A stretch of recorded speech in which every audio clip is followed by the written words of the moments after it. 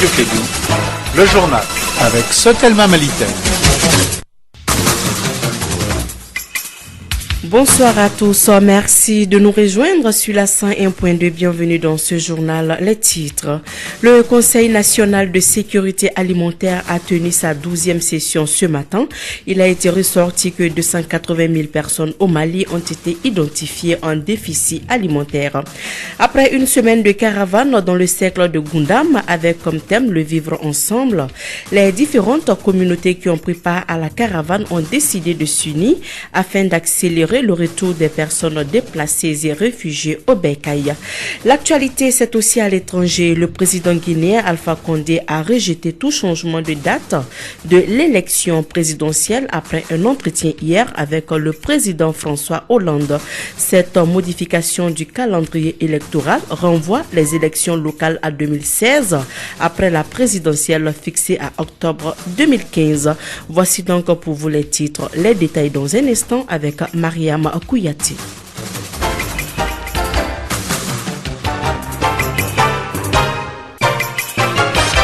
Bienvenue à tous.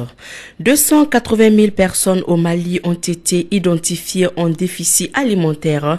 L'information a été donnée ce matin au CICB lors de la 12e session du Conseil national de sécurité alimentaire. Un conseil qui met l'accent sur le renforcement de la résilience des populations vulnérables.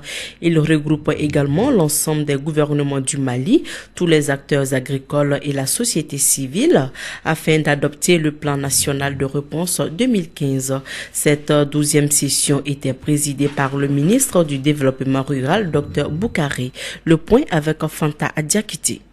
Cette 12e session met l'accent sur la résilience des populations vulnérables. Selon le programme alimentaire mondial, plus de 2000 personnes vivent dans l'insécurité alimentaire au Mali. Pour faire face à cette situation, un plan national de réponse a été élaboré par le gouvernement. Sali Aïdok, représentante du PAM, coordinatrice des donateurs. En effet, les partenaires techniques et financiers pensent que la plus grande priorité devrait être accordée à la poursuite de la réforme du dispositif national de sécurité alimentaire, au renforcement des organes du dit dispositif, à l'élaboration de la politique nationale de sécurité alimentaire et à la mise en place d'une solide stratégie de résilience des populations et des communautés face aux crises. La crise sécuritaire a eu un impact négatif sur la sécurité alimentaire au Mali. C'est pourquoi le plan national de réponse d'urgence n'est pas suffisant pour atteindre l'objectif zéro faim. Dr Boukari Tireta, ministre du Développement rural. Il est généralement reconnu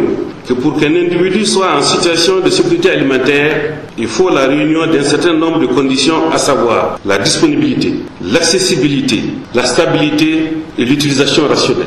Aussi, vous conviendrez avec moi que dans une telle situation d'insécurité, il est difficile de réunir les conditions citées ci-bas et c'est pourquoi nous sommes tous interpellés à œuvrer de concert pour le retour de la paix et la sécurité, gage de sécurité alimentaire. Pour minimiser les graves catastrophes humanitaires, le commissariat à la sécurité alimentaire est soutenu par ses partenaires. Aujourd'hui, la sécurité alimentaire et nutritionnelle dans le pays est globalement satisfaisante au regard du niveau des excédents céréaliers dégagés à l'issue de la campagne agricole de 2014-2015. C'est dans le but de trouver une solution idoine à l'insécurité alimentaire au Mali que la 12e session réunit l'ensemble des gouverneurs, les acteurs agricoles et la société civile pour valider la réponse d'urgence 2015. Sur un tout autre décor, après une semaine de caravane dans le cercle de Gundam avec comme thème le vivre ensemble, les initiateurs de cette caravane étaient face à la presse pour faire le point de la mission. C'est une initiative de la communauté Kel Ansar dans le cercle de Gundam. Après la tournée, des cellules de veille ont été mises en place pour rendre continuelle la mission. Kassim Traoré nous en dit plus. Toutes les communautés présentes à cette rencontre ont salué la future signature de l'accord d'Alger le 15 mai prochain à Bamako. Baba Ould Sidi Mohamed, maire de la commune de Tilemsi. Mais ce qui nous préoccupait, c'était le voisinage, c'était le vivre ensemble. Même s'il y a signature, même s'il y a accord, comment ces gens vont se regarder, comment les voisins vont continuer à leur voisinage. Donc nous sommes plutôt attelés à essayer de recoudre et de réconcilier les voisins. Le vivre ensemble était le thème principal de la récente caravane caravane que les leaders du cercle de Gundam ont organisé. Abdul Majib Ag Mohamed Di Nasser, chef de la tribu Kel Antassar. Dieu merci, nous avons fini cette caravane sans incident. Nous avons été accueillis par toute la population noire et blanche. La jeunesse, les femmes, tout le monde nous a accueillis. Ce que nous, on a mis sur place sur le terrain, c'est les comités de veille qui vont continuer à faire le travail après nous. La deuxième étape, c'est que nous risquerons d'organiser une autre encore caravane. En ce moment, ça sera les sédentaires qui vont aller voir les nomades. Et je pense qu'avec les deux caravanes, le Gundam va retrouver sa tranquillité. Selon l'ancien député Alassane Abba, c'est l'absence de l'État qui a créé un vide, donnant occasion à l'installation de banditisme dans certaines localités. L'État est quasiment inexistant. Personne ne peut encore bouger. Prenez par exemple l'axe Tombouctou-Gundam. C'est un axe pratiquement coupé maintenant. Personne ne peut quitter Tombouctou, venir à Gundam sans être rançonné, sans être arrêté, sans être dépouillé de ses biens. Il y a des enlèvements de véhicules. Les communautés sont décidées à se donner la main afin de faciliter le retour de tous les réfugiés. Les différentes communautés qui ont pris part à la caravane ont décidé de s'unir afin d'accélérer le retour des personnes déplacées et réfugiées au Bercail. Écoutons respectivement le député de Ménéka, Ag Amatou, et l'ancien premier ministre Mohamed Ag Amani, des propos recueillis par Kassim Traoré. Malheureusement, nos parents sont restés alors qu'ils n'ont pas compris qu'ils sont l'otage de quelques individus qui veulent servir leurs seuls intérêts. Moi, je pense qu'on ne peut pas faire la paix tant que des hommes qui se disent autochtones et responsables de nos communautés sont encore hors du pays. Il faut qu'ils acceptent de rentrer. Il faut qu'ils acceptent de rentrer. S'ils pensent qu'il y a des difficultés, il faut qu'ils vivent les mêmes difficultés avec ceux qui sont sur place et venir contribuer au retour de la paix dans notre pays. Moi, je crois que les populations réfugiées doivent le comprendre, et particulièrement ceux qui se disent responsables. La complexité des réfugiés. Les réfugiés, on en a fait une autre population d'une autre nature qu'on gère avec de nouvelles dispositions. Les Nations Unies sont là, les gouvernements sont là, tout ça, moi, et les rebelles, les trafiquants, les narcotrafiquants de toutes sortes, chacun veut prendre au niveau de ces réfugiés-là quelque chose. Alors, pour éviter tout ça, j'ai dit déjà, dès le départ, il fallait initier le retour. Il faut que ça soit ou les populations, donc localement, ou bien que l'administration malienne puisse dégager les moyens pour faire retourner ces ressortissants qui veulent revenir. Ceux qui ne veulent pas, ils auront choisi et puis c'est tout. L'État n'est plus responsable.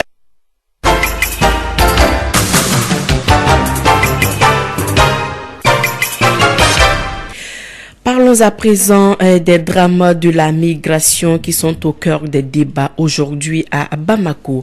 Ces jeunes Maliens qui désirent aller à l'étranger pour avoir une vie meilleure, contrairement à leur pays d'origine, accusent notamment les autorités maliennes à les inciter vers ce périph'. Notre reporter Arunaba a rencontré certains jeunes Maliens. Nous les écoutons.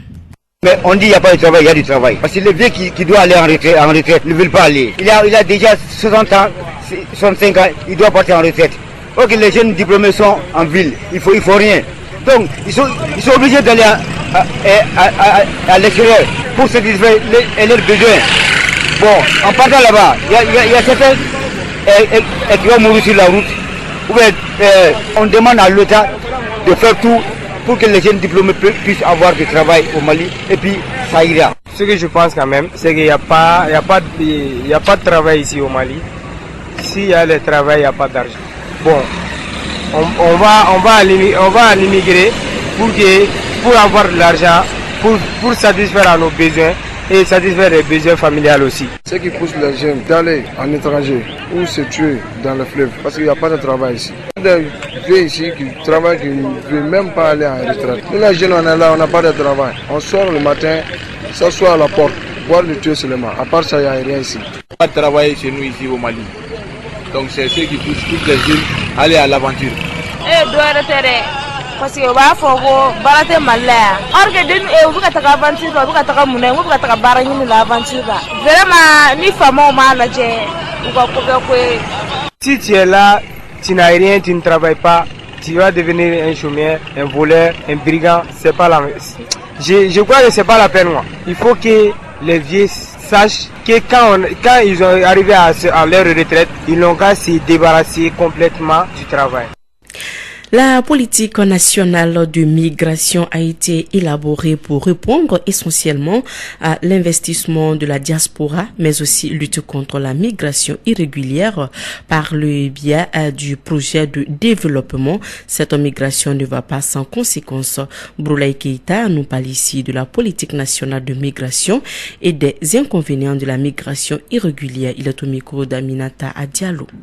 La politique nationale de la migration, c'est un projet qui est censé prendre en compte l'ensemble des questions liées au phénomène migratoire. C'est-à-dire que, d'une part, c'est pour aider les Maliens de la diaspora à investir au Mali, mais d'autre part, c'est aussi pouvoir monter des projets de développement dans les localités de grand départ pour limiter les flux de migration vers l'extérieur. Parce que là, aujourd'hui, que les conséquences liées à la migration, notamment la migration irrégulière, sont énormes et inestimables.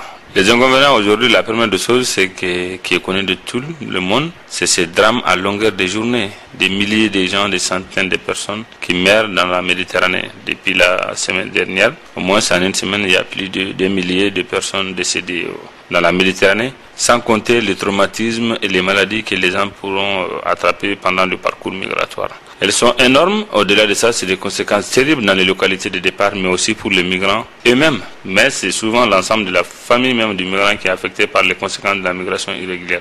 Elles sont nombreuses, mais je vous dis, ce qui nous préoccupe aujourd'hui, c'est la vie des gens. Il y a beaucoup de dangers, il y a beaucoup de morts liés à ça, et nous sommes préoccupés. Dans la même foulée, un sommet européen extraordinaire se tient aujourd'hui pour répondre dans l'urgence aux naufrages de migrants qui se sont multipliés ces 2 dernières semaines en Méditerranée. Les chefs d'État et de gouvernement des 28 pays membres de l'Union européenne doivent examiner 10 mesures présentées par la Commission européenne. Des ONG réclament la mise en place des mesures humanitaires. Il sera question du sort des migrants de Méditerranée. Les dirigeants examineront également l'option d'une opération militaire contre les trafiquants. Le président du Conseil italien, dont le pays est en première ligne sur ce dossier, a réclamé à l'Union européenne qu'elle s'attaque collectivement au trafic des migrants en Libye. Et puis en Guinée, le président guinéen Alpha Condé a rejeté tout changement de date de l'élection présidentielle hier à Paris à l'issue d'un entretien avec François Hollande. L'opposition a manifesté à plusieurs reprises ces derniers jours et appelle de nouveau à défiler aujourd'hui pour obtenir une modification du calendrier électoral qui renvoie les élections locales à 2016 après la présidentielle fixée à octobre 2015. Parlons toujours d'élections au Togo. 5 candidats sont en lice pour la présidentielle du 25 avril. 4 opposants face au président sortant. Les 3,5 millions d'électeurs togolais n'ont qu'un seul tour pour choisir leur futur président. Une configuration qui favorise le chef de l'État sortant, et ce, d'autant plus que l'opposition n'a pas réussi à se rassembler derrière un candidat unique.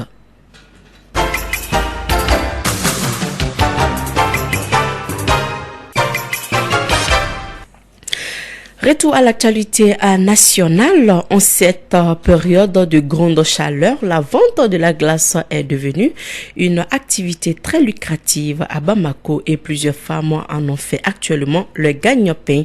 Au niveau du marché d'Ibida, elles sont nombreuses ces femmes qui vendent des barres de glace pour le grand bonheur de leurs clients. Notre reporter d'Adonomogo est parti voir. Suivons son reportage.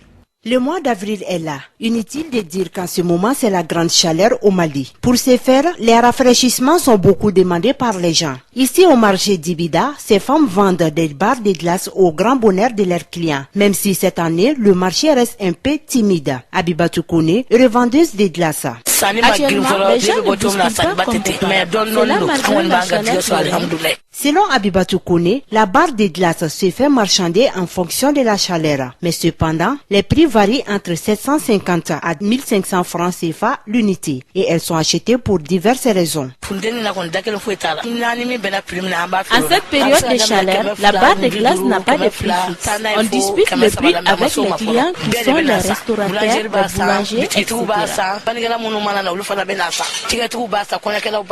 La vente des glaces s'est faite pendant toute l'année et comme tous les autres métiers, elle regorge aussi des difficultés. Abibatou Kone, revendeuse des glaces. Souvent, on ne trouve pas dans les glaces avec les gens.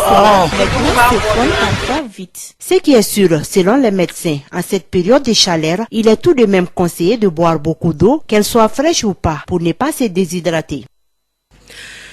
Parlons à présent santé. Le Mali, à l'instar de la communauté internationale, célébrera le 25 avril la journée mondiale de lutte contre le paludisme. Le thème retenu, investi dans l'avenir, vaincre le paludisme, appelle l'engagement de tous les États. Cette 8e édition sera couplée à la semaine nationale de lutte contre le paludisme. En prélude à cet événement, le programme national de lutte contre le paludisme a organisé ce matin une conférence de presse. Il a été ressorti que plus de 2 millions de cas de paludisme ont été enregistrés en 2014 au Mali, avec un taux de décès de 2280. Il est 16h passées de 16 minutes dans le studio Djeli Baba Sissoko. C'est donc la fin de ce journal qui vous a été présenté par Maria Mokouyati. La mise en onde a été assurée par Abou Touré. Bonne suite de programme sur notre antenne et surtout restez sur la 101.2. Dans un instant, votre émission avec Yelimadi Akonati. Au revoir.